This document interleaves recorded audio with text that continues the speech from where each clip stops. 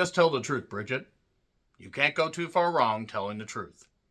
Bridget Jones's Baby came out in 2016 and sees Renee Zellweger and Colin Firth reunite as Bridget and Mark Darcy. And they are two childhood friends that have been sometime lovers and have separated, and now we get to see how their story will be tied up in the finale to this trilogy. What do you mean they're doing a fourth movie that's going to come out on Peacock in just over a week as of this recording? Why would they goddamn do that? I don't really understand. I also don't understand why it took 12 years between The Edge of Reason, the sequel to Bridget Jones's Diary, and this one to come out.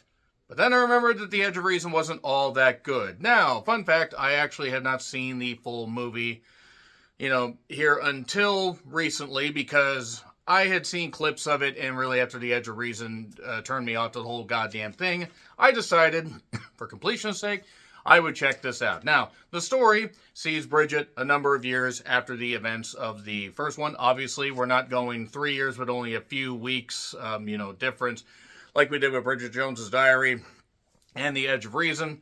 We have her and Mark. Basically, it didn't work out. Big shock, it didn't fucking work out. And now, at 43 years old, she is doing, a lot of successful things in her television career, now doing hard news. And she has, some good coworkers, but then there's a bitchy boss played by Katie O'Flynn, who I do have to say, by the way, is terrific in her role, even though she's not really fully fleshed out. And Bridget basically is pressured by her mom, the returning Gemma Jones, but not so much by her dad, played by Jim Broadbent. And again, a lot of the characters returning. Her friends are more on the periphery this time.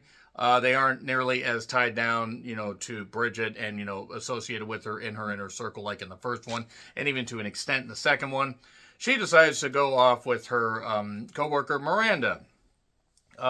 Sarah Solmani, who I would go to war for because, good God, she's beautiful and also very hilarious.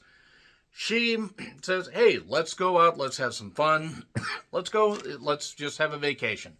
They were going to have a girls' night, then they decided to go to a music festival. Well, Bridget ends up hooking up with a guy, Jack, played by Patrick Dempsey, and that ends up leading to her having met Mark, reconnected with Mark, who has a wife, Camilla, Agnes Scott, who, dear God, she's beautiful. And, well, let's say after hooking up with Patrick Dempsey, she ends up hooking up again with Colin Firth. And now she ends up pregnant. She doesn't know who the father is. That's pretty much your story right there. In a movie called Bridget Jones's Baby. I know. What a literal title. So now she must figure out how to tell both men, figure out a way to figure out the, who the father of the baby is, and decide, does she really want either of these men in her life? Because she has a tumultuous friendship, up and down relationship with Darcy, and has just met Jack. And even though Jack is very sweet and very rich, he also, clearly there's something a little bit off about him. Oh yes, and Hugh Grant is presumed dead in the beginning of the movie because Daniel Cleaver's plane went down and now he's dead. So for those that have not seen this movie, that's basically where the non-spoilers are about. And besides saying this mostly gets back on track because of Sharon Maguire. Sharon Maguire does a good job because she directed the first one. And while there are a few too many moments in this movie, I think, where things could have been trimmed down, like really, this is the longest of the trilogy and did not need to be even as long as the second one. Like the first one was 97 minutes, maybe. The second one was about 10 to 15 minutes longer. This is just over 2 hours with end credits, and should have been about an hour and 45 minutes.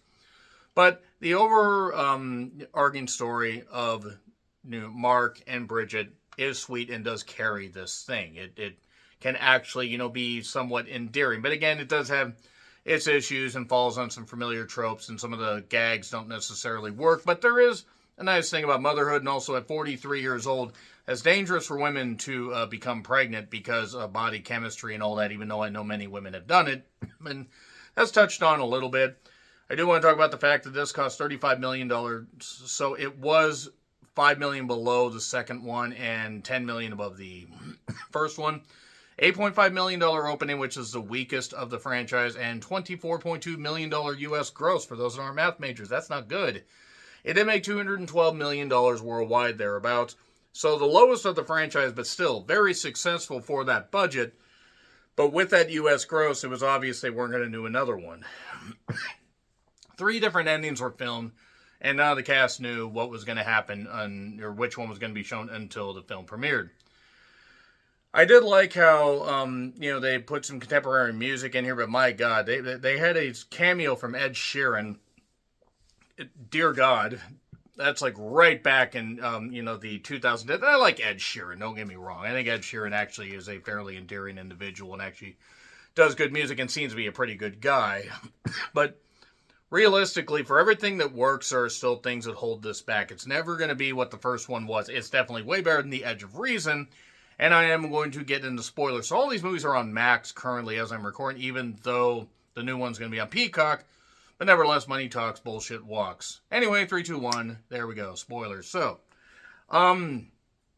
if you want to see Renee Zellweger, lip sync Jump Around by House of Pain, the opening is for you. Daniel did not die, by the way. Hugh Grant actually is, there's a newspaper clipping thing from the end where he is found alive. How did her and Mark split up? It just didn't work out. Her gay friend Tom calls her at work. His character is pretty much just totally nullified. They're going to end up, adopting a kid. Her job is kind of going to shit. An interview ends up going a little bit tits up. I do want to say, my God, again, Sarah Solmani, my God, beautiful. And goes out to the festival. She ends up hooking up with Jack. I wrote down Goss, sudden onset Ed Sheeran. The mud comedy, getting stuck in the mud, that gag was done a little bit too much. I mean, yes, it tied into Jack getting her some boots, galoshes. My God, that makes me feel so old. That's what I called him as a kid. But she, it turns out the condoms that she used weren't actually like all that great. And also she had unprotected sex with Patrick Dempsey. I mean, we've all been there. Guys. So nevertheless, Gangnam Style. God, I remember that song. Dear fucking God, that was a phenomenon. And in the song Let's Get On, so her and Mark end up hooking up. Now, naturally, Mark is still doing casework. We get to see a little bit more of that. We get to see him in the British judge wig, trying to stand up for women's rights. She left a note for Mark. She got scared that things were going to end up the same. Who is the father? Emma Thompson, I do want to say, by the way, is very good in this. Hard to believe her daughter was the voice of the main character, Hera, in The Lord of the Rings, The War of the Rohirrim. I did like how when Miranda ended up, looking at the pregnancy test and it said pregnant on there, it's no lines. She said, she starts shaking it. Let me make sure. Don't shake it, it'll hurt the baby. It's like,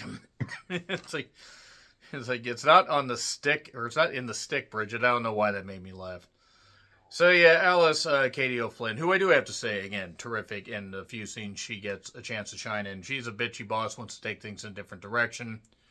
Now the idea is to find out who the father is, though, and get a DNA sample. So she finds Jack. It turns out Jack has this dating website thing called Quantum Leap, where no, Scott Bakula and Dean Stockwell are not in it. I think Dean Stockwell was dead by this point. Is he dead? I'm going to feel really bad if he's not. I think Scott Bakula's still alive. Nevertheless,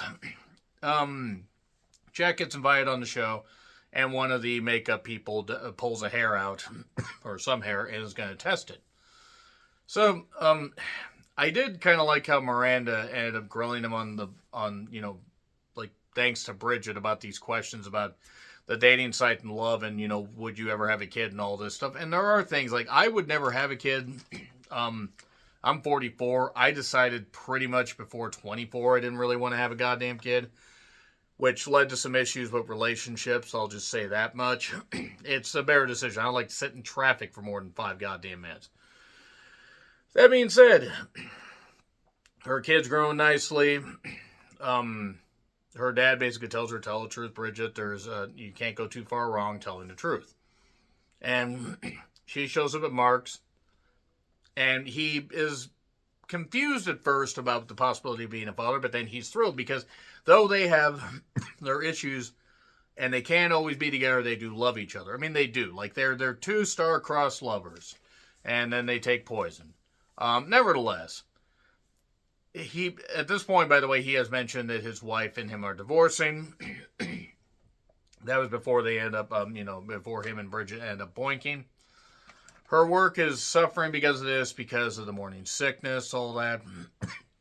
She had the hard news set up, and it was in front of, it was this hard news app where fans can, broadcast stuff, and that's great. And then things go tits up. Her search history gets shown, like how to fire your boss, or how to get your boss fired, and all the other stuff going on there.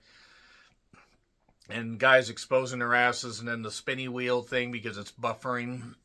And yeah, that was kind of a funny gag, I'll admit that. And then the guys meet. She reveals at dinner that it could be either of them. They both decide, hey, let's be there for them. I did kind of find it funny when she went to the Lamaze class that the instructor thought that Jack and Mark were together, and Jack was playing along with it and stuff like that. And then a little bit later, Mark's a bit upset because he feels like Jack is trying to subvert him, when it should be like a 50-50 thing.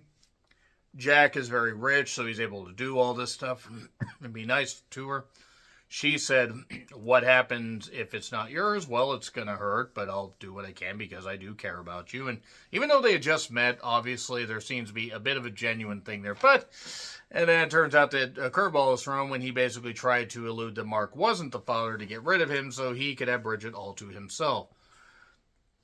That ends up kind of creating a rift. Oh, yes, and Gemma Jones, Pamela, she is trying to run for small-time British office, but is very backwards in her thinking, talking about, traditional marriage, all this kind of stuff. And Bridget ends up bringing her forward, saying, hey, you can't have that kind of opinion. You got to kind of alter your views and everything because it's a different world. That just gets kind of glossed over, and then suddenly she gets elected to office right when Bridget is about to give birth. I did like just before the water broke, we did get flashbacks, the first one, the second one, all the stuff of her and Mark, because she ended up locking her stuff in like a bank area, trying to get her, try and check her ATM. She ended up basically locking her keys inside. Basically, she doesn't have her shit. She's shivering in the rain. Mark sees her, breaks into her apartment. Everything's going good. They hug. Why are my trousers warm? Her water broke. He took a taxi. Can't take her car because her keys are there. And he decides he's sick of work and throws the goddamn phone out the window. And hits a guy, apparently. Really good sidearm there on Colin Firth. Him and Jack end up running into each other and take turns carrying Bridget, and actually end up carrying her, both of them, down to the hospital. Things are going good, except for the pain. She decides she wants basically every drug. Don't blame. Childbirth has to be pretty much the most painful thing a woman can experience. And so basically, Pam is told right when she gets elected to whatever office it is that she's going to be a grandmother. The friends show up. Everything's good. And then her and Mark end up getting married. Jack is still there holding the kid, doing the stuff. And look, things are good. And it's a nice, sweet ending. And yes, it does bring a close to Mark and Bridget's story. And then we see the aforementioned thing about, how Daniel's actually found alive. Which could continue the story and will, with Bridget Jones mad about the boy. I don't know about that one. That being said, this is decent enough. It's not as good as the first one. Way better than the second one. It's a little uneven, but it mostly works. So anyway, let me know your thoughts in the comments. Like, share, subscribe, Twitter, Letterboxd, Blue Sky handles in the description. I'm John Renthlan, and I'll see you soon.